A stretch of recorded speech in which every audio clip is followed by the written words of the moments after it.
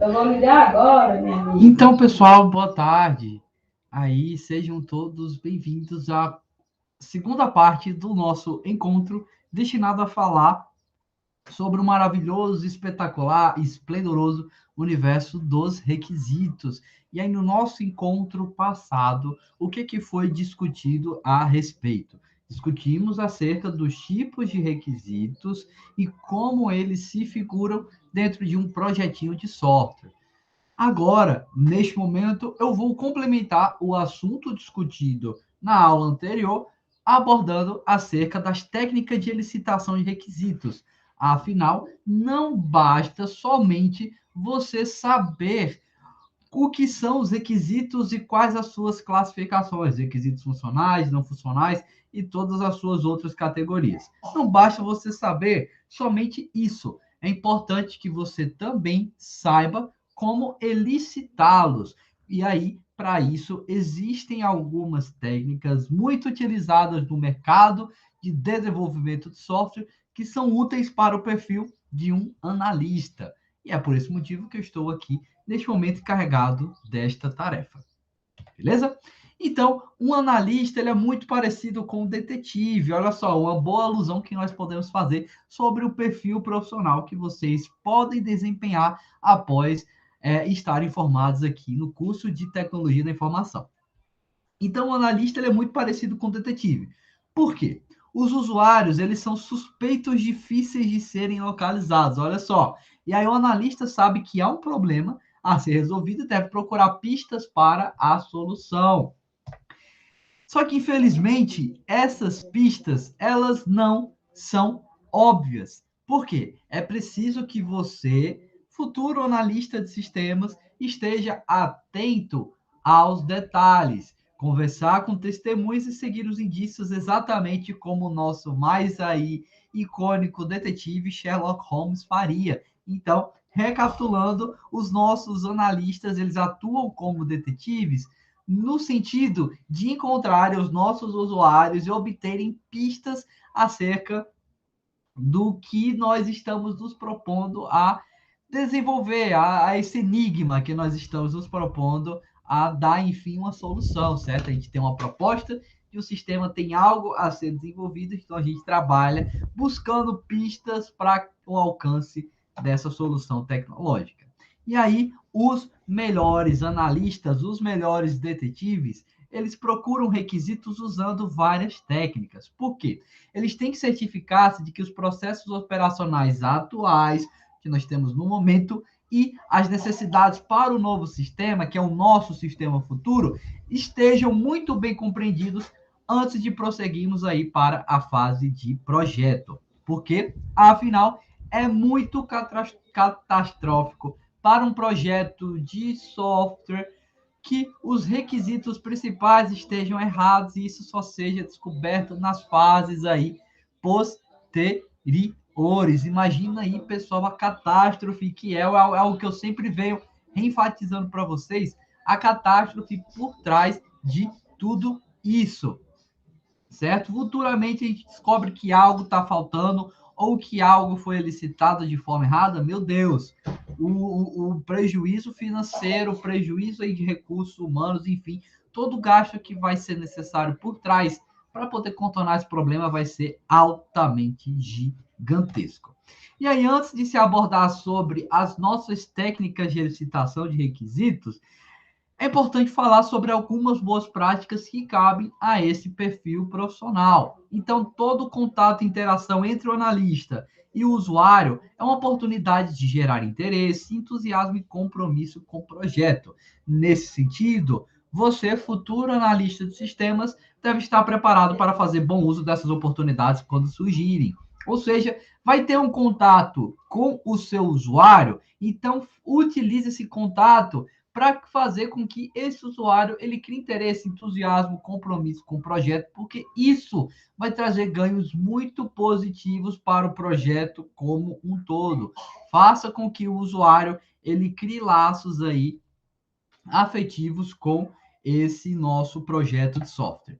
O analista ele também deve determinar cuidadosamente quem está incluído no processo de definição de requisitos. Isso faz até sentido.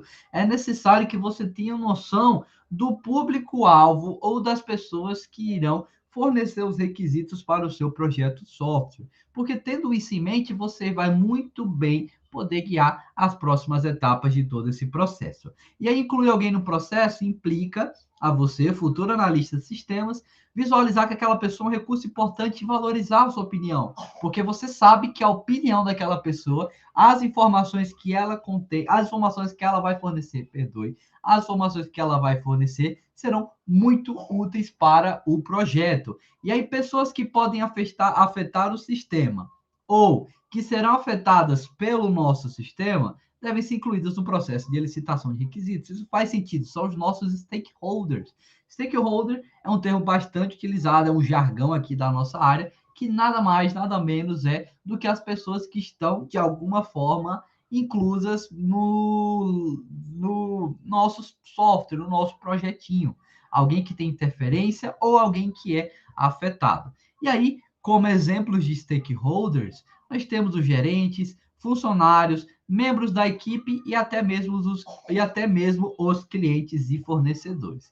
Então, faça todo o possível em relação ao comprometimento de tempo que você está pedindo a esses stakeholders. Faça com que compromissos aí sejam estabelecidos. Também esteja preparado, faça bom uso de todos os tipos de técnicas de licitação de requisitos que a gente vai discutir aqui agora.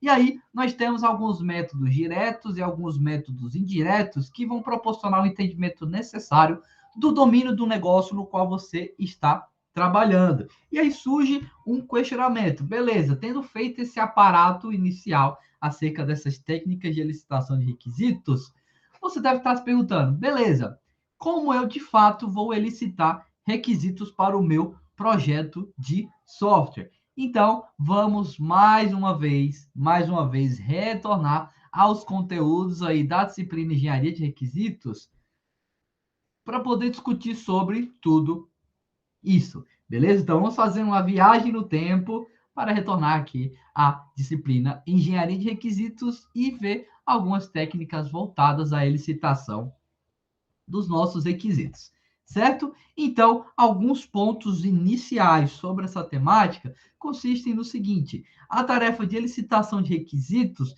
ela nada mais, nada menos é do que um trabalho mútuo entre os analistas, os nossos analistas de requisitos, usuários finais e clientes, com o intuito de se obter informações sobre o domínio da aplicação, os serviços que o nosso sistema deve oferecer, desempenho desejado e restrições, ou seja, estamos buscando entender muito mais sobre o nosso software. Vamos buscar as funcionalidades que ele deve prover, restrições que ali devem estar impostas, o desempenho almejado, outras coisas relacionadas ao domínio dessa nossa aplicação. Então, essa tarefa de elicitação de requisitos tem esses principais objetivos. E aí ela vai envolver diversos tipos de pessoas dentro de uma organização. E aí, como eu tinha ressaltado há pouco, vai envolver mais precisamente os nossos stakeholders. E as stakeholders são pessoas que têm uma influência direta ou indireta sobre os requisitos do nosso sistema. E aí os nossos stakeholders incluem desde usuários finais a qualquer outra pessoa na organização que seja afetada pelo nosso sistema. E também é importante ressaltar que os stakeholders também incluem especialistas de domínio. E aí, na vivência profissional de vocês, esses especialistas de domínio estarão muito presentes. Por quê? No universo da programação, nada se cria, tudo se copia. Então, todas as nossas ideias, não vou dizer todas, não vou generalizar, mas quase todas, 99%, talvez alguém tenha algo aí extremamente inovador, mas na grande parte das vezes, os nossos projetos de software já são pautados em projetos já existentes, em sistemas que já estão em vigor. E aí a gente busca trazer melhorias para esse sistema, ou até mesmo os utiliza como base para a elaboração do sistema do nosso projetinho que estamos trabalhando no momento. E aí é que entra o papel dos especialistas de domínio, como o próprio termo já deixa evidente, são pessoas nas quais nós iremos buscar mais informações, nós iremos agendar muitas reuniões, porque elas possuem o entendimento do domínio necessário para o prosseguimento do nosso projeto. São especialistas naquela área. Aí alguém que já trabalha com software tal, e aí eu estou desenvolvendo algo similar, então eu vou buscar requisitos, coletar requisitos com essa pessoa, porque ela é especialista nisso, e todas as informações que ela me fornecer serão muito úteis para o meu projeto. Isso é algo muito comum dentro aí do universo da programação, dentro do real mercado de desenvolvimento de software, certo? Vocês terão ao longo da vossa vivência profissional várias reuniões com esses especialistas de domínio, porque eles têm toda essa bagagem necessária e adequada para o prosseguimento do nosso projeto. Beleza? Cada organização tem o seu próprio processo de licitação e análise de requisitos, ou seja, cada organização tem a sua própria política interna e é essa política interna que rege a maneira como os requisitos serão aí elicitados. E aí tudo isso é influência de diversos fatores, como a expertise do pessoal, ou seja, o corpo aí, os membros presentes no nosso projetinho, possui um certo grau de conhecimento. Ah, eu tenho certa familiaridade com a metodologia tal, eu já gosto disso, enfim, a expertise do pessoal é quem define a forma como a gente também, que na verdade é uma das formas que definem como a gente vai licitar os nossos requisitos. O nosso tipo do sistema também é algo que diz respeito à forma como iremos elicitar requisitos, certo? Isso também é um fator determinante dentro da maneira como nós iremos realizar esse processo. E também as normas adotadas, as normas, digamos assim, mais em alusão às políticas internas aí da empresa, na qual esse projeto está sendo tocado para frente. Algumas atividades que envolvem a elicitação e análise de requisitos. Olha só, temos o processo de elicitação, que nada mais é do que elicitar esses requisitos. E aí, esse é o nosso ponto inicial para todo o processo aí da engenharia de requisitos, certo? Próximo ponto, classificação e organização. Afinal, com a elicitação, nós elicitamos, coletamos requisitos, temos agora todo um aparato informacional, uma série de dados, então vamos classificá-los e organizá-los. Faz até sentido. Próxima etapa, priorização e negociação. Afinal, não classificamos e organizamos? Então, ali, dentro dessas classificações e essas organizações, vamos estabelecer prioridades. Afinal, alguns requisitos necessitam ser mais prioritários do que outros, precisam ser desenvolvidos mais rápido para que o sistema, o mais breve possível, possa ser liberado aí para o usuário, em detrimento de outros que não refletem assim funcionalidades que são tão críticas. Então, por esse motivo que também temos essa questão da priorização. A negociação diz respeito ao fato de negociarmos o que nós temos até o momento com os clientes, no sentido de avaliar a viabilidade dessas funcionalidades. Quarta etapa, especificação, ou seja, elicitamos, classificamos, priorizamos, negociamos. Vamos agora especificar, deixar tudo isso meio que documentado, formalizado, para que possa nos guiar durante todo o nosso projeto aí de software. E aí, dessa última etapa, vamos obter o nosso majestoso documento de requisitos, que é um dos artefatos que vocês irão aprender a desenvolver aqui nessa disciplina. E aí, notem que daqui do ponto da especificação, vejam que eu tenho um outro caminho que retorna a licitação. Então, eu que posso ficar nesse loop até, de fato, obter o meu documento de requisitos aí na sua totalidade. Então, eu cheguei aqui na especificação, opa, acho que alguma coisa está faltando. Beleza, vamos voltar, vamos elicitar, vamos entrar em contato aí com o nosso especialista de domínio, com os usuários, os outros stakeholders, vamos aplicar essas técnicas de licitação, vamos coletar mais dados, vamos classificá-los, organizá-los, priorizá-los e negociá-los. Vamos especificar novamente. Alcancei a totalidade que eu queria? Não, não alcancei, então refaz esse ciclo. E aí, quando alcançar a totalidade de tudo ou boa parte do que você deseja, então você prossegue, enfim, para a elaboração do documento de requisitos, que é a forma, que é o aparato formal, digamos assim, aonde esses requisitos eles ficam, enfim, documentados, certo? Esse é o processo aí por trás da engenharia de requisitos e que diz respeito a essa tão importante etapa de licitação de requisitos. A licitação de requisitos aqui, só fazendo mais um adendo sobre cada uma dessas 4 etapas, a licitação vai consistir na interação com os stakeholders para que vocês possam descobrir requisitos, e aí requisitos de domínio, coisas mais específicas também serão descobertas, e aí nós vamos ter várias técnicas complementares que poderão ser adotadas, e tudo isso vai ser discutido aqui neste momento. Em relação à classificação e organização de requisitos, só fazendo um adendo sobre o que eu acabei de falar, ela pega a coleção de requisitos não estruturados, os agrupa e organiza em grupos coerentes. E, além do mais, identifica subsistemas e requisitos que devem ser associados a esse. Por isso que a gente tem toda essa classificação e essa organização, porque a gente tem toda uma coletânea de dados e a gente os organiza e consegue visualizar aonde esses dados serão, enfim, aplicados, a qual sistema, a qual visão, a qual subsistema, enfim, eles devem ser direcionados. Em relação à priorização e negociação de requisitos, ela é destinada, como o próprio termo deixa evidente, à priorização de requisitos e resolução de conflitos por meio da organização de requisitos, por meio da negociação, desculpem, certo? Aqui seria negociação. Deixa eu até corrigir esse pequeno equívoco, porque eu vou subir esse slide lá no cigarro, então não quero que ele aqui contenha esse erro, certo?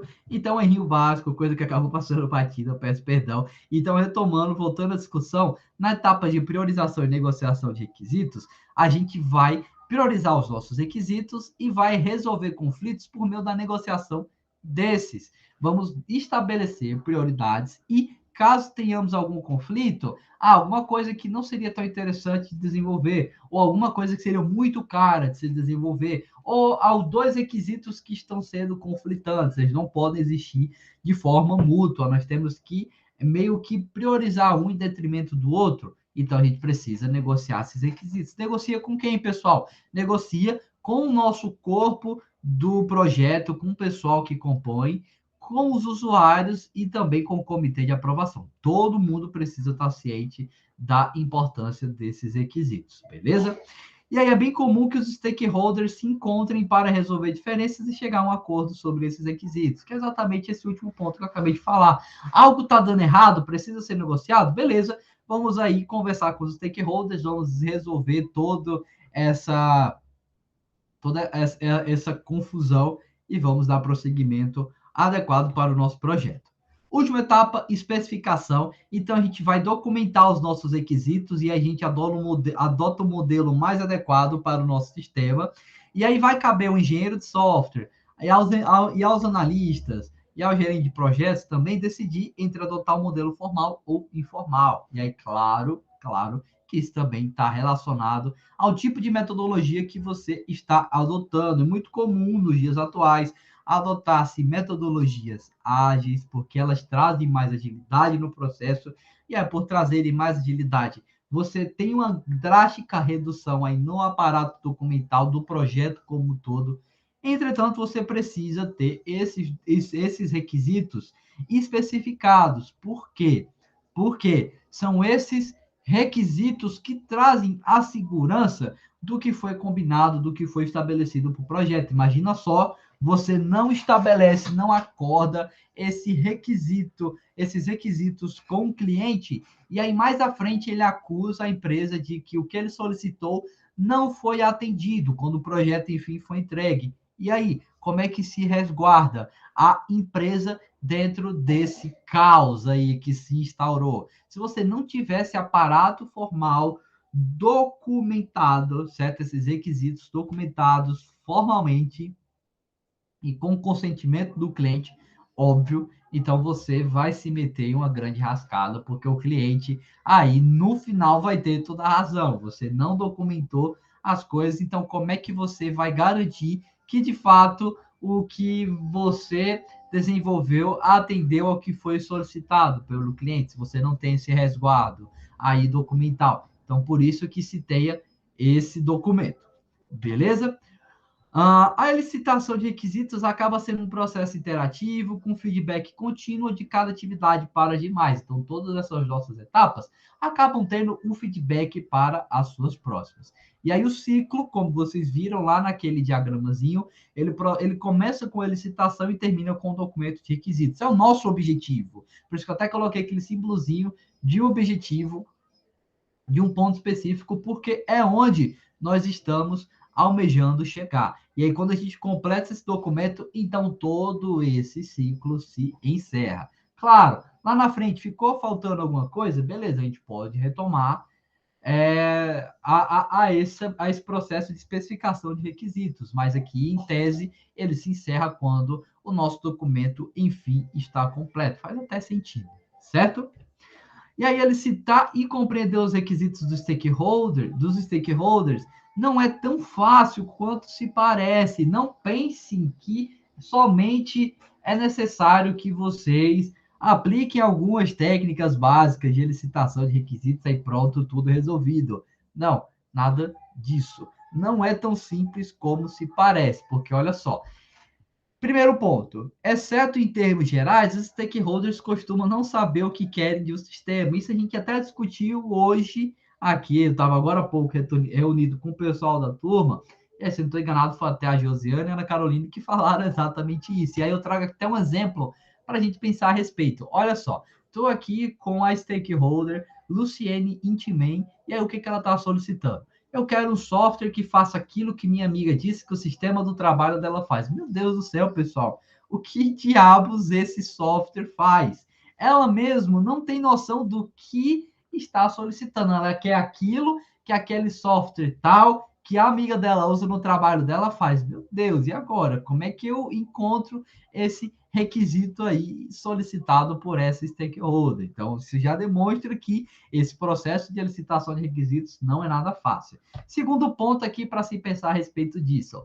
Os stakeholders, eles expressam requisitos em seus próprios termos e com conhecimento implícito do seu trabalho. Ou seja, olha só, estou aqui com a Julie Else, outra stakeholder aqui do nosso projetinho. O que ela está solicitando? Ela quer um sistema com empowerment que auxilie na garantia do housekeeping, que promova downsizing e que possa ser utilizado no The Job. Meu Deus do céu. Mas outra enrascada em que nós nos metemos. Ela está utilizando jargões muito específicos do nicho aí empresarial em que ela atua. Eu não sei o que é o sistema com empowerment, eu não sei o que é housekeeping, eu não sei o que é o downsizing, eu não sei o que é utilizar o The Job. Meu Deus do céu, como é que eu vou entender o que a Julie Elsie aí está solicitando e como eu vou implementar essa solicitação e transformar em um requisito funcional ou não funcional? Meu Deus, eu estou aqui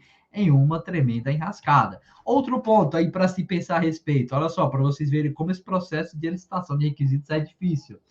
Fatores políticos podem influenciar os requisitos de um sistema. Ou seja, estou aqui agora com o nosso stakeholder Felipe Bento Printf. O que ele está solicitando? Olha, ele quer que você faça o seguinte: faça como eu disse. Solicite o CPF, RG, nome completo, endereço, estado, fruta preferido, que almoçou, comida que detesta, último filme que assistiu, se prefere Marvel ou DC, e outras coisas no formulário de cadastro do software. Eu sei o que estou fazendo. Olha só, isso é uma influência política. Alguns dos seus superiores, dentro aí da empresa na qual você atua, já disseram exatamente o que você tem que solicitar. Já direcionaram um requisito. E aí, se vocês notaram, tem muita coisa aqui que não é relevante. Eu preciso saber a fruta preferida do usuário do meu sistema, preciso saber o último filme que ele assistiu, preciso saber se ele gosta mais da Marvel ou da DC. Não preciso. Só que como é que você contesta o seu superior? Como é que você bate de frente contra ele? Se é ele quem dita as ordens para você e não o inverso, não é você quem dita ordens para ele. Então você meio que se sente aí pressionado a atender a essas exigências do seu superior, e isso já evidencia um importante fator político que aponta o quanto esse processo de licitação de requisitos é algo difícil. Outro ponto, novos requisitos podem surgir a partir de novos stakeholders que não foram inicialmente consultados. E aí, para a gente pensar a respeito, mais um stakeholder aqui no nosso projeto. Olha só, a Cecília Abstract está falando o seguinte: bem, para mim, as funcionalidades que você apresentou não me satisfazem. Que tal considerar as 1001 funcionalidades que eu tenho para sugerir? Meu Deus do céu, olha só o caso que você se instaurou. Você já teve um processo de licitação de requisitos estabelecido, meio que já está trabalhando em cima do seu documento de requisitos, está fazendo todo o planejamento aí para o seu projeto de software, e aí você consulta mais outra stakeholder, que foi aqui o caso da Cecília Abstract, e aí ela aponta que o que você mostrou para ela, o que você tem até o momento, não é suficiente, e ela tem mais 1001 exigências para o projeto. Pessoal, meu Deus do céu, encontrar um cliente, encontrar um stakeholder desse tipo no seu projeto de software vai ser algo bem assustador, vai ser algo bem catastrófico, porque você fez todo um planejamento, e aí agora você vai ter que expandir esse seu planejamento, prazos aí já foram estabelecidos, enfim, então um caos aí total. Então, encontrar aí um stakeholder parecido com a Cecília, que vai trazer mais 1001 funcionalidades, é algo que vai causar muito pesadelo para vocês na vossa vivência profissional. E aí, diferentes stakeholders têm opiniões diferentes sobre a importância e prioridade dos requisitos. E aí, na maioria das vezes, as suas opiniões são conflitantes. Afinal, você não vai estar considerando, consultando somente um stakeholder. O seu projeto não vai ser pautado somente nas considerações de uma só pessoa. Não, você vai buscar entrevistar, coletar requisitos do máximo possível de pessoas que sejam relevantes ao projeto. E aí você pode, na maioria das vezes, encontrar opiniões que sejam conflitantes. Então, para resolver esses conflitos, você organiza reuniões regulares com os stakeholders, de modo que compromissos possam ser cumpridos e também tenha em mente, isso é muito importante, também tenha em mente que é muito difícil satisfazer todos os stakeholders. Então, lá no final do projeto, quando já tiver concluído o sistema, alguns stakeholders que atuaram no seu projeto de software, eles vão ficar com a sensação de que o que eles orientaram, que eles exigiram, não foi satisfeito, não foi atendido, porque é muito difícil você atender a todas as exigências de todas as pessoas. Não é possível, você vai atender as principais e as que dizem mais respeito ao propósito aí do seu software. Fazendo alusão aí com a nossa última stakeholder, com a Cecília Abstract, digamos que ela solicitou mais 1001 coisas, só que essas mais 1001 coisas que ela solicitou não tem tanto sentido para o nosso projeto. Então, você, obviamente, não vai satisfazer esse stakeholder, porque muito do que ela solicitou, muito do que foi elicitado dessa stakeholder não ter serventia para o projeto. Então, isso já demonstra, já reforça novamente essa afirmação de que é muito difícil atender, satisfazer a todos os stakeholders. E aí, nessa atividade de especificação de requisitos, de elicitação de requisitos, os requisitos descobertos até o momento são documentados para auxiliar na descoberta de novos. Você precisa ter esse aparato documental para justamente resguardar você no caso de problemas e também para poder guiar a equipe durante todo o projeto do software. E aí, uma versão inicial do documento vai ser produzida com seções, requisitos faltantes, é tanto que você vai trabalhando em cima desse documento ao longo de todo o projeto, não é algo assim que você faz da noite para o dia, é algo que demora um certo tempo para ser feito. E aí, esses requisitos, eles podem ser documentados em planilhas, cartões, documentos formais, enfim. Não há um modelo específico que vocês devem adotar para elicitar os vossos requisitos. Não, nada disso. Vocês podem documentá-los da maneira que for mais prática, mais adequada para o projeto e também da maneira que corresponda aos fatores políticos, às exigências aí políticas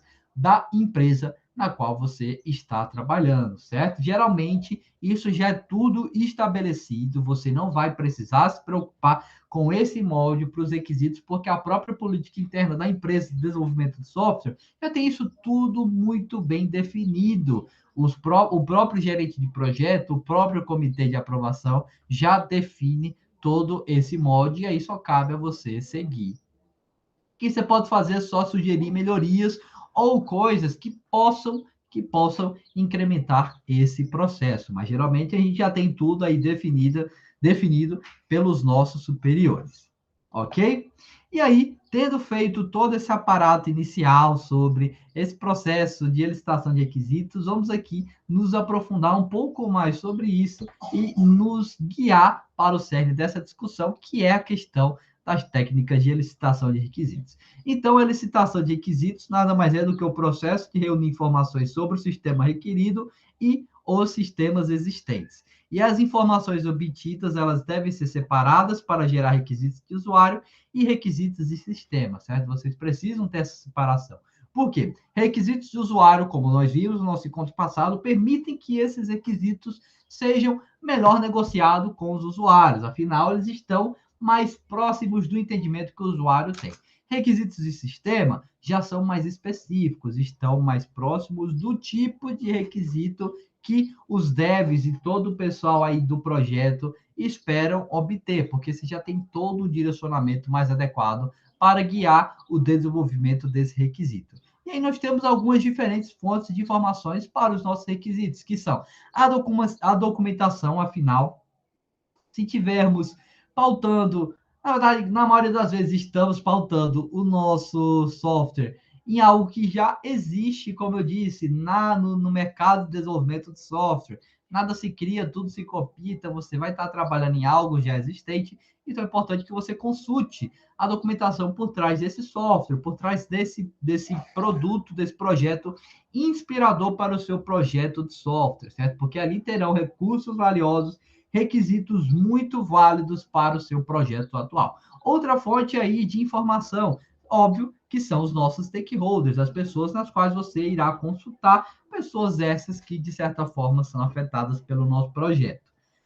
Beleza? Seja direto ou diretamente. E aí, por fim, especificações de sistemas similares. Aqui diz mais respeito também a essa documentação, só que nessa documentação a gente meio que tem como se fosse todo o aparato documental por trás desse software. Aqui nas especificações a gente já tem algo mais específico, digamos assim. Beleza? Então temos aí essas três fontes de informações importantes, mas as mais utilizadas, a mais utilizada, na verdade, são os nossos stakeholders. Na vivência profissional, vocês terão muito contato com os usuários do vosso sistema, menos que vocês trabalhem em um projeto de grande magnitude, como foi o caso aí do nosso primeiro artigo, que se tratava de um projeto para o setor bancário, então você ali já tinha as coisas muito bem estabelecidas, então você mal tinha contato com os stakeholders, porque o próprio tema do projeto, o que se tratava de um software crítico, já exigia ter essas coisas muito bem especificadas, muito bem elicitadas. Mas, na maioria das vezes, você vai estar trabalhando com os stakeholders para poder clarear aí as ideias, certo? E a interação com os stakeholders, ela ocorre de ela pode, na verdade, ocorrer de quatro maneiras diferentes. Há outras tantas, mas aqui eu priorizo quatro delas, que são entrevistas, questionários, observação e o nosso reuso de requisitos. Então, esses quatro camaradas são as técnicas nas quais eu vou falar aqui agora nesta aula. Entrevistas, questionários, observação e reuso de requisitos. Beleza? E aí, só para vocês terem a noção, antes de falarmos sobre essas quatro técnicas, vamos voltar para o nosso sistema de gerenciamento de infectados pela Covid-19, que a gente falou brevemente na aula passada, e vamos imaginar quais seriam os tipos de stakeholders desse nosso projeto.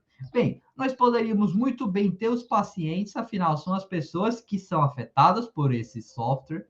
Podemos ter os médicos e os enfermeiros, afinal, são as pessoas que utilizarão esse software também, certo? Temos aí as recepcionistas, de onde esse software será implementado.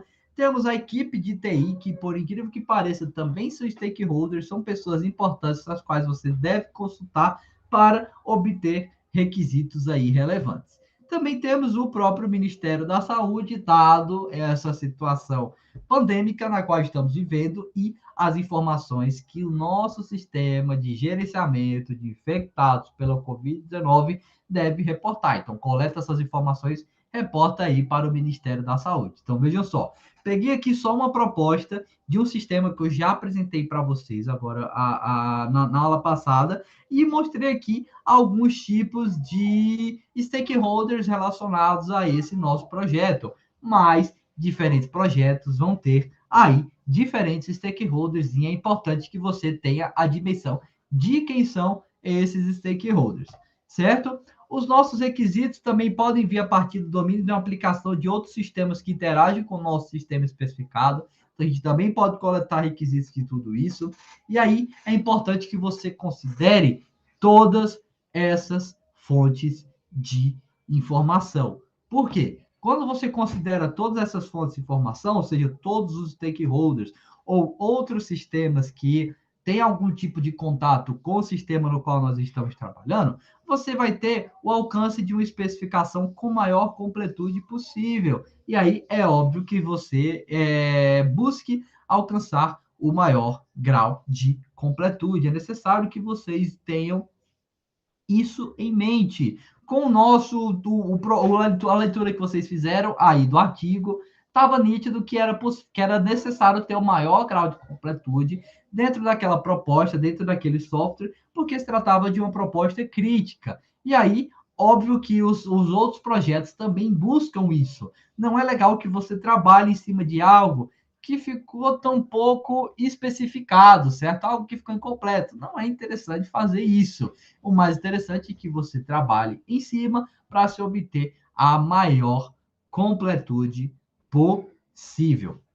Beleza? Diferentes fontes e requisitos podem ser representados como pontos de vista do nosso sistema, ou seja, também é interessante que você aplique as técnicas que a gente vai falar, que a gente citou brevemente, e considere nessas técnicas diferentes pontos de vista, porque cada ponto de vista vai demonstrar um subconjunto de requisitos para o sistema, e diferentes pontos de vista sobre o problema percebem o problema de maneiras diferentes. Então, por isso, é muito importante que você não só considere um aspecto, uma determinada visão. Considere as outras, não considere só uma pessoa, considere outras com diferentes cargos, com diferentes visões. Certo? E é importante ressaltar que as perspectivas, elas não serão completamente diferentes, mas sim complementares. Elas vão complementar essa visão que elas compartilham. E aí, qual seria, fazendo alusão ao artigo que vocês leram, quais seriam os pontos de vista para o cliente e o funcionário de um banco daquele projetinho que vocês fizeram a leitura do artigo? Olha só, para o cliente desse sistema bancário, os pontos de vista dele estariam embasados em realizar depósito, realizar saque, transferência e consultar saldo e outras opções aí relacionadas ao perfil de um cliente de um sistema bancário. Esse é o ponto de vista dele. Ele não sabe como as coisas funcionam por trás. Também não interessa. Não interessa. Ele quer realizar depósito, quer realizar saque, quer transferir dinheiro, quer consultar o saldo? Sim. Ele quer saber como o dinheiro dele vai ser transferido de um banco para outro? Não, ele quer saber como o depósito dele aí vai ser tratado, como, qual vai ser a lógica de tratativa desse depósito, se considera, se é, faz enfim, eu falar besteira, mas ele tá preocupado com a forma como esse depósito é feito? Não, ele está preocupado com os resultados. Ele quer fazer aquele depósito e quer que o sistema garanta que essa funcionalidade vai ser executada da forma correta. Essa é a preocupação dele. Ele não está preocupado em como as coisas funcionam por trás. Ele só quer que tudo funcione pronto. Essa é a preocupação dele. Para o funcionário aí desse sistema bancário, o que nós temos? Temos que o ponto de vista dele engloba grande parte das funcionalidades do cliente, afinal, os funcionários de um banco também têm acesso às funcionalidades que um cliente consegue acessar, isso faz sentido. Também vai estar relacionado às funcionalidades administrativas, afinal, ele tem essa preocupação. Ele quer administrar esse sistema bancário, então faz sentido que ele tenha acesso a funcionalidades administrativas. Também interessante que ele tenha acesso a relatórios dos clientes, afinal, isso é importante para a profissão, para a atuação que ele está desempenhando no momento. Então, isso aqui, esses requisitos, apontam aí demonstram, na verdade, o ponto de vista de um funcionário, que difere do ponto de vista do cliente. E se vocês bem notaram, o ponto de vista de um funcionário é uma expansão do ponto de vista de um cliente, porque o funcionário tem todas as funcionalidades que um cliente tem ao seu dispor, certo? Além disso, ele vai ter as funcionalidades administrativas, funcionalidades aí de relatório e outras tantas aqui que eu não citei no momento. Então, por isso que é importante você consultar diferentes pontos de vista, porque se vocês fossem desenvolver o sistema bancário, vocês desenvolver o sistema bancário pautado somente na visão do cliente, não seria interessante. É interessante que você também faça isso, consultar a visão do funcionário.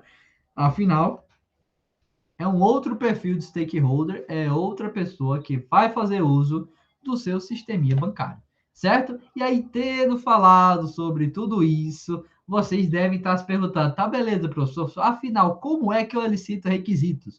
Você falou sobre as técnicas que foram entrevistas, questionário, observação e reuso de requisitos, falei, só que não me aprofundei em nenhuma delas, só joguei lá para vocês e disse, ó, pessoal, isso aqui, certo? Mas agora a gente vai se aprofundar e aí vocês entenderão mais detalhadamente sobre cada uma dessas técnicas, certo? Então, discutindo sobre a primeira delas, as entrevistas, vamos conhecer uma das técnicas mais utilizadas aí no processo de elicitação de requisitos. É de longe a mais utilizada. Toda e qualquer empresa de software que se preze acaba aplicando as entrevistas. Por quê? Olha só, a entrevista é uma técnica natural. Normalmente, se você precisa saber algo, você pergunta a alguém. Ah, eu estou com dúvida? Vou perguntar para alguém. Ah, Josiane, você pode me explicar isso aqui? A Josiane vai me explica. Ah, Cláudio, eu não entendi isso aqui. Você pode me explicar? Se o Cláudio souber, ele vai me explica. Então, a gente trabalha com entrevista.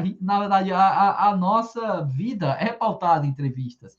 Nós perguntamos e uma pessoa responde. É algo natural. Por isso que é uma técnica bastante utilizada. E aí essas entrevistas são conduzidas de forma personalizada, tem toda uma configuração por trás, todo o preparo que a gente vai discutindo aqui neste momento, mas em tese a gente pode resumir ela a um entrevistador e um entrevistado, certo? Essa é a essência. Ah, pode ter mais do que entrevistador? Pode. Pode ter mais do que entrevistado? Pode. Mas a essência aí da entrevista consiste em se ter em se ter pelo menos um entrevistador e também pelo menos um entrevistado. Essa é a essência de uma entrevista. E aí nós temos 5 etapas básicas para o processo de entrevista, que são seleção dos entrevistados, planejamento das perguntas, preparação para a entrevista, condução da entrevista e acompanhamento pós-entrevista, certo? Sobre cada uma dessas etapas, olha só, em relação à seleção dos entrevistados, deve ser criada uma agenda de entrevistas relacionando quem será entrevistado, o objetivo da entrevista e quando ela ocorrerá. É preciso ter esse planejamento, pessoal, porque se você não tiver esse planejamento, como é que você vai conduzir adequadamente a sua entrevista? Você tem que selecionar os seus entrevistados, tem que deixar tudo isso anotado nessa agenda de entrevistas para que você possa fazer o controle necessário. E aí, essa lista, feita de forma informal, não temos nenhuma formalidade por trás disso. Eu só estou ressaltando a importância de se anotar, de se agendar essas entrevistas para poder manter o controle de tudo isso. E aí, a seleção dos entrevistados ocorre com base nas necessidades da informação. Você vai buscar entrevistar pessoas que irão trazer informações necessárias, informações relevantes para o seu projeto de software. Você não vai entrevistar o médico e perguntar para eles coisas relacionadas à gestão pública. Não, ou você não vai consultar aí o prefeito de uma cidade e vai perguntar para ele coisas relacionadas a um software médico. Não, você precisa muito bem fazer a seleção desses entrevistados, o perfil de pessoas adequado que irá, os perfis, na verdade, de pessoas adequadas que irão proporcionar um melhor entendimento do seu projeto, irão trazer as informações que você, enfim, necessita. E aí, aqui só para vocês verem, ó, o exemplo de uma agenda de entrevista, o que que eu tenho? Olha só, tenho aqui, ó, Andrea McClellan, achei assim, e ela é uma diretora de contabilidade. A finalidade da entrevista com essa diretora de contabilidade, aqui para esse exemplo fictício, vai consistir na visão estratégica do novo sistema de contabilidade. E aí eu estou aqui com a data e hora da reunião, a segunda-feira, 1º de março, das 8 às 10 horas, certo? Pegando aqui outra pessoa, o Fernando Mercy. E aí ele é funcionário da entrada de dados, e aí a entrevista com ele tem como finalidade entender os processos de contas a receber e contas a pagar. E aí, na quarta-feira, dia 3 de março, das 3 horas, das 13 horas às 15, eu vou entrevistá-lo. Outra pessoa aqui, o Mark Golding. O Mark Golding é gerente, e aí nós vamos aqui entender coisas relacionadas às contas a serem pagas. E aí, através disso, vamos entender os problemas atuais com o processo de contas a pagar e vamos ter em mente os objetivos futuros. E a reunião dele aqui está marcada para segunda-feira, das 16 horas até as 7h15, certo? Então, é importante ter esse agendamento das entrevistas, até porque os stakeholders não estarão disponíveis assim que você quiser. Não, você vai marcar uma reunião com ele, vai deixar tudo isso agendado, vai ver se esse horário que foi sugerido também se adequa ao projeto, enfim, tem que se ter todo esse planejamento. E isso é óbvio, é nítido, é claro que acontece na vida real. É preciso ter todo esse controle da agenda dos entrevistados para o nosso projeto de software. Certo? Beleza? Ok. Prosseguindo aqui, ainda em relação à seleção dos entrevistados, o que é que nós temos? Temos que pessoas em diferentes níveis da empresa terão diferentes pontos de vista sobre o sistema, que foi o que a gente viu aqui agora com os exemplos que eu trouxe. Ó. A Andrea Macmillan, que é diretora da contabilidade, ela já proporcionou uma visão estratégica.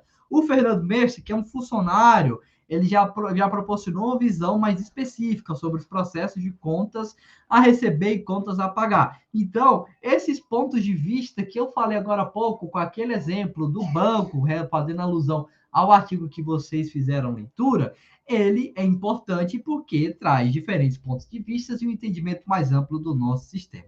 E aí é preciso que vocês incluam na seleção dos entrevistados, desde gerentes até funcionários que utilizam o sistema. Não excluam nenhuma parcela, nenhum grupo de pessoas, porque elas possuem um entendimento diferente, possuem informações importantes, relevantes para o nosso projeto, certo? E aí a entrevista com gerentes é útil, por exemplo, no início do processo de licitação, pois fornece uma visão mais estratégica do nosso projeto de software. Já a entrevista com funcionários, ela é importante, porque vai fornecer os detalhes exatos de como o processo funciona. Então, vejam só que interessante, pessoal. Nós temos esses dois perfis, gerentes e funcionários, cada um deles traz uma visão diferente do nosso projeto, uma visão mais estratégica, uma visão mais exata de como os processos aí de fato funcionam. Então, mais uma vez, fica a lição de vocês não excluírem nenhum perfil de pessoas dentro da seleção dos entrevistados. Próximo ponto, planejamento das perguntas. É importante que dentro de uma entrevista vocês tenham esse planejamento. E aí, as nossas perguntas, elas assumem 3 tipos. Temos as perguntas fechadas, temos as perguntas abertas e temos as perguntas investigativas.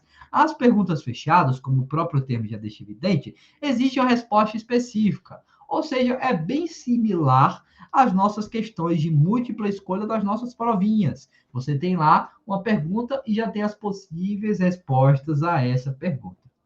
E aí, essas perguntas fechadas são utilizadas quando você, analista, futuro analista, estiver procurando informações específicas e precisas. Ou seja, olha só, ao invés de você perguntar, você recebe muitas solicitações? Isso aqui é meio que uma pergunta aberta.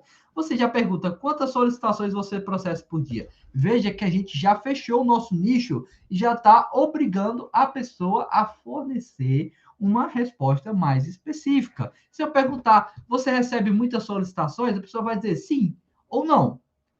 Essa informação é relevante? É, mas não é tanto. Por quê? Quantas solicitações você processa por dia? Saber essa informação, aí sim vai nos dar uma visão muito mais estratégica, muito mais direta dentro do que nós estamos buscando aí entender, certo?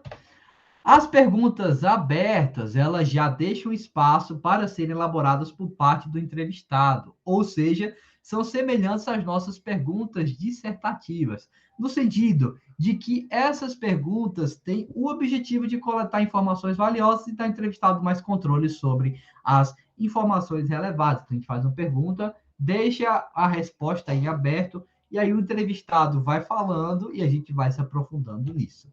E combinado com essas nossas perguntas abertas, temos as nossas perguntas investigativas. Nossas perguntas investigativas, elas dão continuidade ao que acabou de ser discutido. Ou seja, você fez uma pergunta aberta, o usuário está se aprofundando, já faça uma pergunta mais investigativa para você poder se aprofundar ainda mais e coletar cada vez mais informações sobre o que você quer saber. Porque dentro aí da engenharia de requisitos, quanto mais informações você tiver, melhor. Não pensem que vocês terem poucas informações é suficiente, nada disso. Busquem sempre mais. Nesse caso, o mais é o mais adequado. E aí, as nossas perguntas investigativas permitem que o entrevistador saiba mais sobre o assunto, estimulam o entrevistado a ampliar ou confirmar informações de uma resposta anterior e são uma ferramenta poderosa na descoberta de requisitos, certo? Sintetizando tudo isso, para vocês terem um entendimento melhor do que eu quero falar, olha só, estou aqui com os tipos de perguntas que nós vimos, perguntas fechadas, perguntas abertas e perguntas investigativas, e alguns exemplos que vocês podem adotar. Então, olha só, para perguntas fechadas, o que eu tenho? Quantos pedidos são recebidos por dia por meio do telefone? Olha só, uma pergunta fechada, porque a pessoa está meio que sendo obrigada a dar uma resposta precisa. Ah, eu recebo, sei lá, 30 telefones, 30 pedidos por dia. Ou eu recebo 15 pedidos na segunda, que é o dia mais fraco, não, de segunda a sexta, que é a semana, eu recebo, sei lá, em média 100 pedidos, mas no sábado e no domingo, que é final de semana, eu já recebo, sei lá, 300 pedidos. Enfim, veja aí que a pessoa já está fornecendo informações precisas e isso vai guiar você durante o processo aí de licitação de requisitos. Certo? Outra pergunta, ó, quantos clientes emitem pedidos? A pessoa vai ter que dar uma resposta precisa. Ou, que informações estão faltando no relatório mensal de vendas? Mais uma vez, vejam que a pessoa, o entrevistado, terá que dar informações precisas. Essas perguntas já fecham o tipo de resposta que a pessoa terá que fornecer. Certo? Em relação às perguntas abertas, olha só, para vocês verem como elas se figuram. O que você pensa a respeito do modo como as faturas são processadas atualmente? Veja só, que aqui você meio que já está dando oportunidade para a pessoa expor a sua opinião. E aí vai ser através dessa pergunta aberta que você fez que você vai fazer as perguntas investigativas. Então a pessoa disse, o entrevistado respondeu isso aqui, o que ele pensa a respeito de como as faturas são processadas. Então você já pode fazer em seguida uma pergunta investigativa. Por quê? Ou você pode me fornecer um exemplo, ou você pode explicar isso com mais detalhes. Se aprofundem no ponto de vista do stakeholder, do ponto de vista do entrevistado, para que vocês consigam obter ainda mais informações valiosas, certo? Outro exemplo é de pergunta aberta, só para vocês verem, ó. Quais são alguns dos problemas que você enfrenta diariamente? A pessoa vai citando todos esses problemas e aí você pode pedir para ela, por exemplo, explicar com mais detalhes. Explique isso, por favor, com mais detalhes. E aí você já vai estar meio que caracterizando a pergunta investigativa. Certo? Então é importante ter em mente esses três tipos de perguntas, porque são muito úteis dentro do contexto de entrevista e também são muito úteis dentro do contexto de um questionário, que é a próxima técnica que a gente vai falar.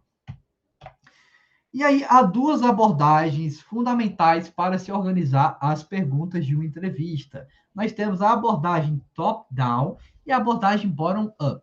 A abordagem top-down consiste no seguinte: o entrevistador começa com questões mais amplas e gerais e passa gradualmente para questões mais específicas.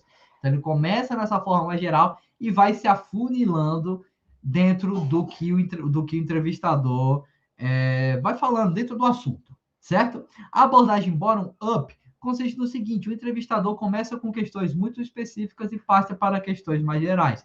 Então, a gente tem o inverso, a gente começa de maneira mais específica e vai guiando, vai conduzindo essa nossa entrevista para as perguntas mais gerais. De forma visual, nós temos isso aqui, abordagem top-down, abordagem bottom-up. Então, imaginando aqui um triângulo, temos aqui diferentes níveis, nível alto, médio e baixo. Nível alto, as perguntas são muito gerais, nível baixo, as perguntas são muito específicas. Então, olha só, abordagem top-down. Como ela começa? Ela começa de forma mais geral e fica mais específica. Ou seja, estou aqui perguntando como o processamento de pedidos pode ser melhorado. É uma pergunta geral, porque a pessoa ela vai expor a sua opinião. E aí eu vou me aprofundando nisso e aí vejam, como podemos reduzir o número de vezes que os clientes devolvem os itens que compraram? Então, eu já estou me aprofundando. E aí, aqui no último nível, nível mais baixo, já tem algo mais específico. Como podemos reduzir o número de erros no processamento de pedidos? Por exemplo, enviar os pedidos errados, produtos errados.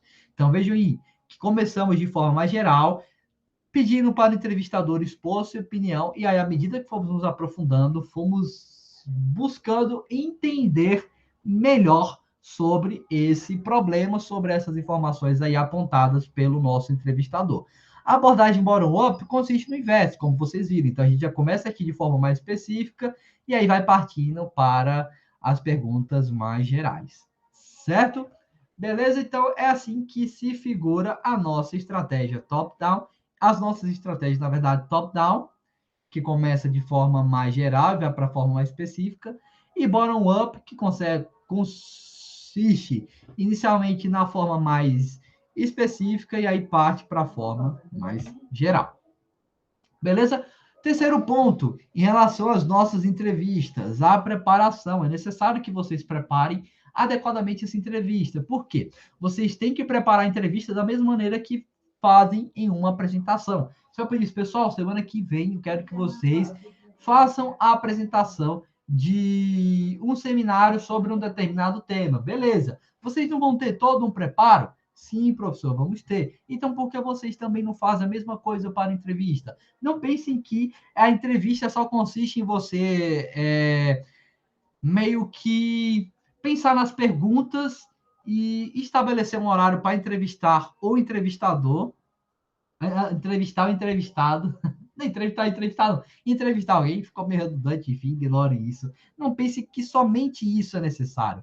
Não, vocês têm que ter todo um preparo, todo um cuidado por trás, no sentido de criar um plano geral da entrevista. E aí você vai ter a ordem das perguntas que devem ser feitas, a previsão das possíveis respostas para que você possa se aprofundar cada vez mais no assunto e a conexão entre os tópicos abordados. Afinal, você vai estar abordando diferentes tópicos, então você vai ter meio que a conexão entre cada um deles. Certo, pessoal? Então, é importante, altamente recomendado, extremamente necessário que se tenha toda essa preparação para a entrevista. E aí, certifique-se também de preparar o entrevistado, a pessoa que vai ser entrevistada, certo? Informe com antecedência a data da entrevista, informe a razão, o tempo aí que vai ser estimado para essa entrevista, como as coisas serão feitas, quantas pessoas ali estarão presentes, quais os assuntos que serão discutidos, enfim, deixe a pessoa que vai ser entrevistada altamente preparada para este momento.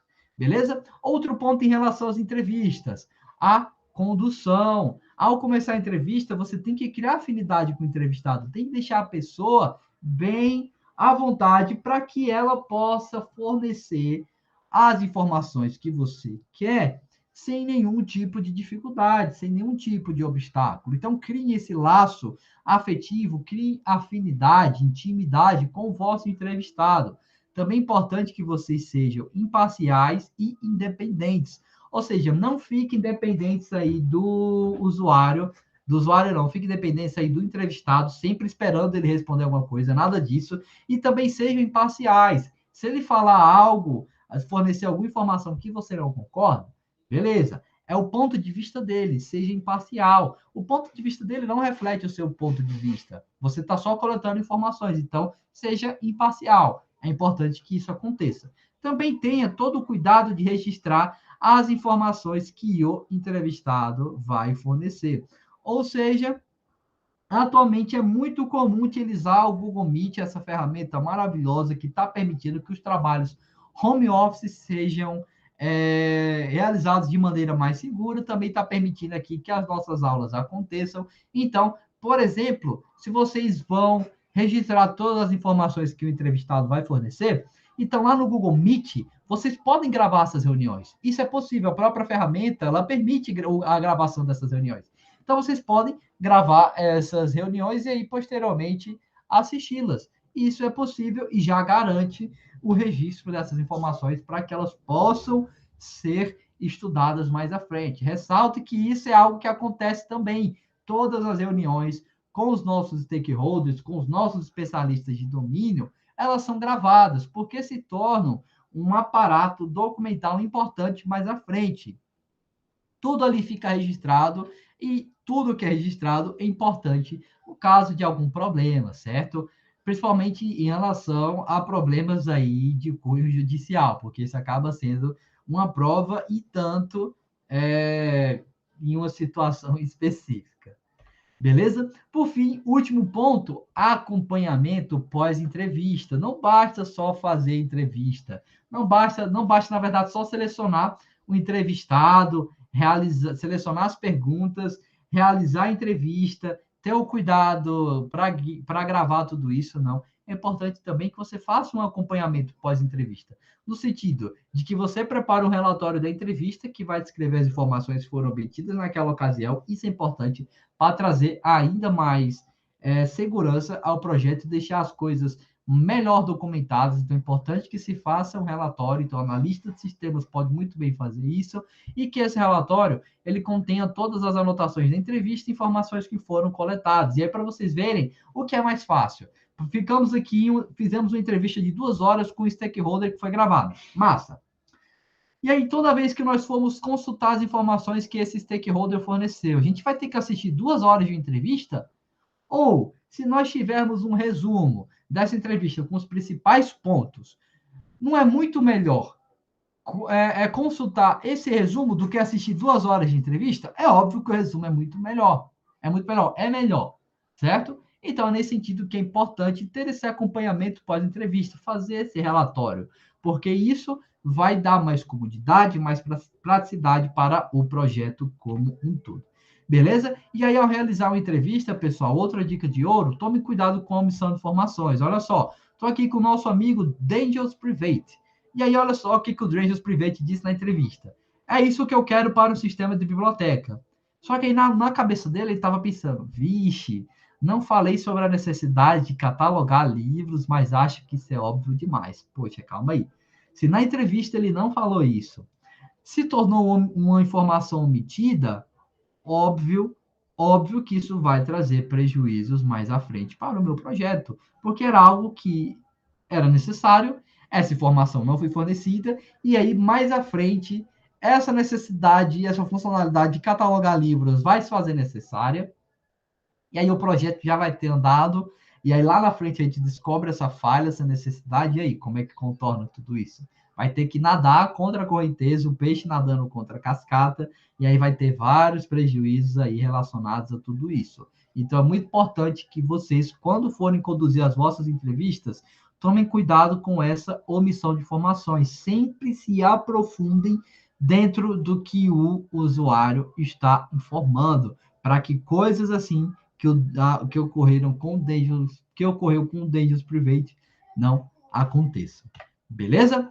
Por fim, entrevistadores eficazes, eles devem estar abertos a novas ideias, tem que evitar ideias preconcebidas sobre os requisitos, tem que estar dispostos a ouvir os stakeholders, tem que estar dispostos a mudar de ideia, caso necessário e viável, tem que estimular o entrevistado a participar, tem que evitar esperar que o entrevistado diga o que quiser, e tem que criar um contexto pré-definido para guiar a entrevista. Então, são esses pontos aqui altamente necessários para que um entrevistador consiga conduzir uma entrevista da forma correta, da forma esperada aí para essa tão importante técnica de elicitação de requisitos. Certo? Passando agora para a nossa próxima técnica, técnica de questionários. Olha só, os nossos questionários permitem reunir uma grande quantidade de informações junto a um número importante de indivíduos. Ou seja, vamos ter uma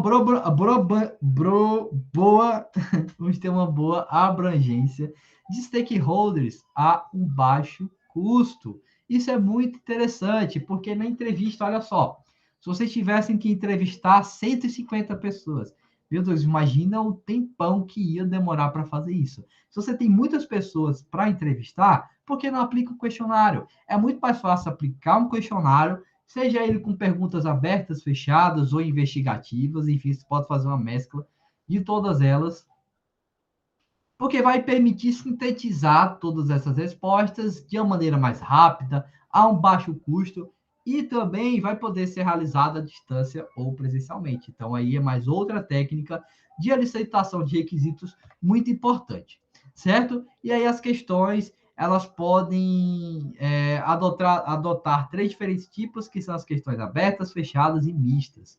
As questões fechadas são bem similares ao que a gente já discutiu, que o usuário tem que dar uma resposta específica. Abertas, você dá liberdade para ele expor sua opinião, e mistas meio que faz uma mescla dessas duas.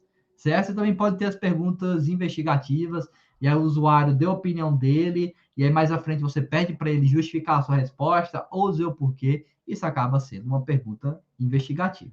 Certo? E aí um bom questionário, o que, que ele deve ter? Ele tem que ser breve, tem que agrupar visualmente os campos relacionados, tem que seguir uma sequência lógica, tem que usar o tipo certo de campo para o tipo certo de informação e tem que diferenciar campos opcionais de campos obrigatórios. Coisas óbvias que um questionário deve ter, mas que é importante ressaltar para fixar na mente de vocês, certo? Desenvolver boas perguntas é crucial para o nosso questionário. Vocês precisam ter isso em mente, pessoal. É importante que vocês saibam criar boas perguntas para os vossos questionários, para que vocês não fiquem perguntando aí asneiras, baboseiras, coisas aí que não trarão informações relevantes para o nosso projeto. E aí, as informações contidas, na verdade, elas não podem não ser explicadas de imediato para o entrevistador confuso, por isso que é importante que vocês formulem essas perguntas de maneira clara e não deixem margem para más interpretações. Então, o que ali está descrito no questionário tem que ser muito claro, tem que ser muito direto, não tem que ter ambiguidade, porque você não vai estar do lado da pessoa enquanto ela está respondendo o questionário. Na verdade, você pode ter, mas imagine 150 pessoas, você controlar o que todas elas estão respondendo é algo bem trabalhoso, é algo bem difícil, certo? Então, é importante que você tenha todo esse cuidado aí na escrita das perguntas para evitar ambiguidades, evitar erros, enfim, certo? E aí deve-se separar também fatos de opiniões, ou seja, as informações que as pessoas informaram, você tem que saber muito bem identificar se aquilo é uma opinião ou se aquilo é um fato, porque as opiniões refletem opiniões pessoais, fatos refletem coisas já concretizadas, fatos concretos. As respostas, elas também podem ser imprecisas ou incompletas, isso é algo que facilmente ocorre com os questionários, e também os questionários podem proporcionar um baixo índice de respostas. Olha só, para se refletir. Pessoal, quantas vezes vocês já responderam um questionário online que receberam no e-mail? Eu, particularmente, recebo vários de projetos aí de pesquisa, de TCCs, enfim, que a própria coordenação manda para a gente, eles mandam para todo mundo. E aí eu vejo aquilo e eu acabo não me sentindo motivado a responder. É normal, acontece com todos. E como é que você contorna isso? Olha só, você tem algumas técnicas de incentivo para fazer com que as pessoas respondam o seu questionário. Porque se você só jogar, por favor, responda isso aqui, a taxa de participação do seu questionário é baixa, vai ser muito baixa. É só pensarem por si próprios. Quantas vezes vocês já viram vários questionários e quantos desses questionários que vocês viram vocês responderam? Muitos poucos, certo? Muitos poucos. E aí, temos duas técnicas de incentivo para fazer com que as pessoas elas respondam o seu questionário. Explicar de forma clara por que o questionário está sendo encaminhado para essa pessoa e por que o entrevistado foi selecionado. Foi até que aconteceu recentemente comigo. A professora Samara ela me mandou um questionário sobre o trabalho de um de seus alunos, e aí esse trabalho visava fazer um estudo sobre a influência da luz azul na saúde visual dos docentes. Isso, era isso.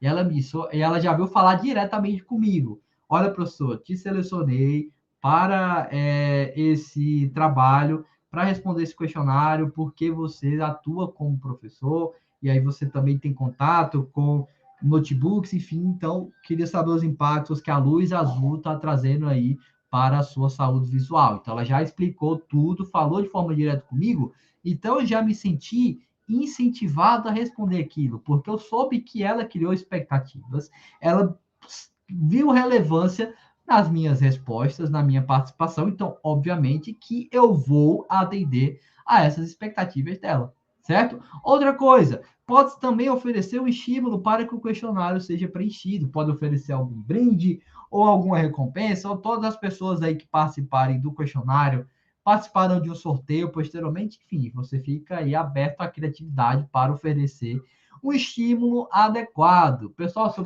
eu pedisse aqui para vocês responderem esse questionário da professora Samara, ela agora está fazendo estudo com a influência da luz azul para os alunos, e eu digo, pessoal, quem responder esse questionário vai ganhar 5 décimos na nota. Olha só, um incentivo, todo mundo iria responder, porque vocês têm esse estímulo da nota para irem fazer aquilo. Da mesma forma, ocorre aí na vida real. Se você oferecer um estímulo para alguém, algum brinde, ou alguma coisa do tipo, não vai oferecer dinheiro, certo? Ou se quiser, tudo bem. Se o projeto que você está trabalhando tiver essa folga financeira para isso, ótimo. Mas acho bem difícil isso ocorrer. Enfim, ofereça um estímulo e as pessoas se sentirão estimuladas a responder o seu questionário. Beleza? Terceira técnica, observação. Olha só, a observação, ela é muito massa. Vejam só, sistemas de software não existem de forma isolada. Você não está criando algo que vai existir ali de forma isolada, vai estar lá no cantinho dele, e as pessoas que irão ali utilizá-lo, não, nada disso, ele não existe de forma isolada, certo? Um sistema é utilizado dentro de um contexto social e organizacional. Ah, eu vou criar um sistema para a Procuradoria de Paus Ferros. Ah, vou criar um sistema para o supermercado Queiroz de Paus Ferros. Ah, vou criar um sistema para o hospital do município de Paus Ferros. Pronto, vejam só. Ele vai estar dentro de um contexto social e organizacional, certo? Se ele vai estar dentro desse contexto, então você pode derivar requisitos de software a partir desse contexto, no sentido de que esse contexto já vai ditar como esse software deve estar moldado, quais os requisitos que ele deve possuir, certo? Isso é algo muito massa. E aí a satisfação desses requisitos sociais e organizacionais é um fator crítico para o sucesso do sistema. Por quê? Muitos sistemas são entregues, mas nunca utilizados, porque não faz-se, não é feito esse estudo da utilidade de um software dentro do contexto no qual ele será inserido. E aí, se isso não é feito, obviamente, não será estudada, não será mensurada aí a utilidade desse software. Então, isso já caracteriza que ele pode ser entregue, mas nunca utilizado, porque não se estudou a relevância, a aplicabilidade, a utilidade desse software. Vocês querem fazer algo assim? Óbvio que não. Ninguém quer atuar num projeto que nunca vai ser ou raramente vai ser utilizado. Não, você está dando seu sangue nesse projeto, você está sofrendo com tudo isso porque você quer que esse projeto, no futuro, seja aí utilizado pelas pessoas de forma adequada. E aí, a observação é uma dessas técnicas que podem ser utilizadas para licitação de requisitos. Por quê? Ela permite compreender os processos operacionais e extrair requisitos de apoio para esses processos. Por quê? Você já vai estar ali inserido no meio, no nicho de aplicação desse software, e aí, estando uma vez ali no meio, você vai entender como esse software seria utilizado pelas pessoas, pelo contexto organizacional. Entendendo isso, massa, você vai ter uma série de requisitos aí que podem muito bem ser derivados de tudo isso, certo? E aí o analista de requisitos, ele vai fazer uma imersão no ambiente de trabalho em que o sistema será utilizado, e aí o trabalho do dia a dia vai ser observado e serão feitas anotações sobre as tarefas reais desenvolvidas no trabalho. Então, isso que acontece. Na observação, você vai estar lá no ambiente de trabalho, aonde esse software será aplicado. E aí você vai entender o dia a dia, a aplicabilidade desse software, e vai fazer várias anotações relacionadas a esse software, beleza? E a observação, ela é muito importante, é muito interessante, porque ela permite a descoberta de requisitos que são implícitos, coisas que você só consegue perceber, descobrir, estando uma vez dentro do local de aplicação desse projeto. E aí o foco é refletir as formas reais de trabalho nos processos formais definidos pela organização. E aí o entrevista em stakeholder pode sentir dificuldades para expressar detalhes do seu trabalho, certo? E por conta disso, você pode ir lá aplicar a técnica de observação, ir lá para o local de trabalho dele, entender como esse software vai ser aí utilizado, certo? Há uma série de estudos que comprovam que práticas de trabalho são muito mais complexas, dinâmicas do que modelos simples adotados por softwares de escritórios. Então, isso também já reenfatiza a necessidade de se inserir no local de utilidade, no local de aplicabilidade desse software para entender melhor como as coisas ali se figurarão, certo? E aí a observação eficaz na descoberta de dois tipos de requisitos. Olha só, os requisitos que são derivados da maneira como as pessoas realmente trabalham, o que difere das definições de processo, e os requisitos derivados da cooperação e conhecimento das atividades de outras pessoas. Ou seja, você vai entender como as pessoas utilizam aquele sistema, e aí vai obter requisitos relacionados a isso, e vai entender como esse sistema proporciona a cooperação entre diferentes pessoas, que afinal um sistema não vai ser utilizado somente por uma pessoa, você vai entender como ele proporciona essa cooperação entre diferentes pessoas, e aí você também pode derivar requisitos desse fator, certo? E a observação ela pode muito bem ser combinada com a prototipação, que é um dos modelos de desenvolvimento de software que nós estudamos aqui na nossa disciplina, porque ela vai ter menos ciclo de refinamento do protótipo e dá foco para a observação. Então, você observa, já vai criando um protótipo e aí já vai, em pouco tempo, validando a utilidade desse protótipo, buscando entender como ele será utilizado aí dentro desse contexto. Então, aí, uma boa combinação, digamos assim, um bom casamento dessa técnica de licitação de requisitos, a observação, com essa metodologia de desenvolvimento de software, que é a prototipação que a gente já discutiu nas aulas passadas. E aí, por fim, um observador, o bom observador, perdoe, o que, que ele deve fazer? Ele tem que procurar formas não padronizadas de trabalho, tem que investir tempo conhecendo pessoas e estabelecendo relacionamentos de confiança, tem que conhecer de forma detalhada todas as práticas de trabalho e combinar a observação com entrevistas abertas. Então, olha aí, não pense que a observação ela vai ser utilizada de forma isolada. Não, você vai fazer combinação com outras técnicas, mas precisamente aí com as entrevistas abertas, porque você vai estar observando ali como esse software seria utilizado e vai questionar para as pessoas algumas coisas mais específicas. Então, outro bom casamento aí. Então, a observação casa muito bem com as entrevistas abertas e a observação também casa muito bem com a prototipação. Então, temos aí a união perfeita desses três camaradas que vai trazer ganhos assim majestosos para o seu projeto de software, certo? E aí, você aqui é só que eu estou enfatizando que ela tem que ser utilizada como complemento para outras abordagens, por isso que é mais recomendado utilizá-la em complemento com a entrevista aberta, certo? Só que aqui o que eu tinha acabado de enfatizar. Beleza? Vamos aí para a última técnica, que é a técnica de reuso. E aí, a técnica de reuso, como o próprio termo já deixa evidente, envolve considerar requisitos que foram desenvolvidos para o sistema e utilizá-lo em sistemas diferentes. Afinal, mais uma vez, vou eu falar isso de novo, já está todo mundo cansado com isso, mas eu falo.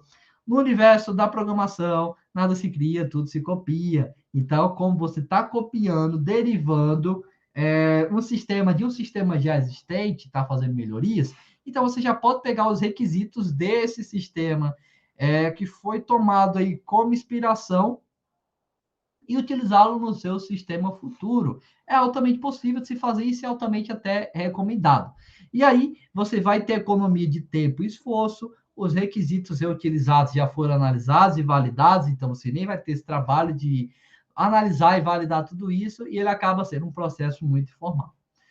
A capacidade de se aproveitar análises anteriores também diferencia um analista de requisitos experiente de um inexperiente, certo? Por quê? O analista experiente ele já vai ter o conhecimento de tudo isso e o inexperiente não. Então, o experiente já vai ter o resultado dessas análises, já sabe o que vai dar certo, o inexperiente não. Esse é o sentido, certo? Estima-se que grande parte dos requisitos de um sistema são similares a outros, e aí nós temos as funcionalidades de cadastro, busca, inserção de dados, que quase todos os sistemas possuem. Quase todos os sistemas têm uma funcionalidade de cadastro, quase todos os sistemas têm uma funcionalidade de busca, quase todos os sistemas têm uma funcionalidade de inserção de dados. Beleza, massa. Então, você pode muito bem reaproveitar isso aqui em projetos já consolidados. Pega tudo isso que já está validado, consolidado, reaplica no seu projeto. Eu sei como fazer uma funcionalidade. Não, pronto, no projeto anterior, o cadastro foi feito de uma forma muito interessante, deu muito certo. Beleza, vamos reaplicar no nosso projeto. Ou a busca foi feita com algoritmo específico, ou com alguma forma específica. Beleza, vamos replicar isso no nosso projeto e aí dá super certo. A reutilização de requisitos ela é muito vantajosa porque ela vai garantir produtividade e qualidade e vai permitir que componentes já utilizados sejam validados, certo? E, na verdade, vai utilizar componentes já validados, perdoe aí pelo equívoco. Então, traz produtividade e qualidade e utiliza componentes que já foram validados, certo? Entretanto, ela é desvantajosa porque você pode ter um pouco de dificuldade em promover a reutilização sem modificação. Você pegar os requisitos na sua essência e utilizá-los nessa mesma essência. Isso acaba sendo um pouquinho difícil. Então, isso meio que já demonstra uma certa desvantagem dessa última técnica aí de elicitação de requisitos, certo? Então, pessoal, agora voltando para a nossa disciplina Análise e Projeto de Sistemas Orientados a Objetos, finalizo aqui essa discussão acerca da determinação dos requisitos. Então, nessa aula que foi particionada em 2 encontros, discutimos sobre os requisitos e os seus tipos, vimos lá os requisitos funcionais, requisitos não funcionais, o que é de fato um requisito, que diabos é isso que se fala tanto aí no universo da programação. Na segunda parte, vimos as técnicas de elicitação de requisitos, a gente discutiu agora há pouco, sobre as entrevistas, questionários, observação e reuso de requisitos, certo? Essas 4 técnicas tão importantes e tão utilizadas aí no mercado de desenvolvimento de software. E aí vimos a relevância dos requisitos para a área de atuação de analista e para o projeto de software como um todo, certo?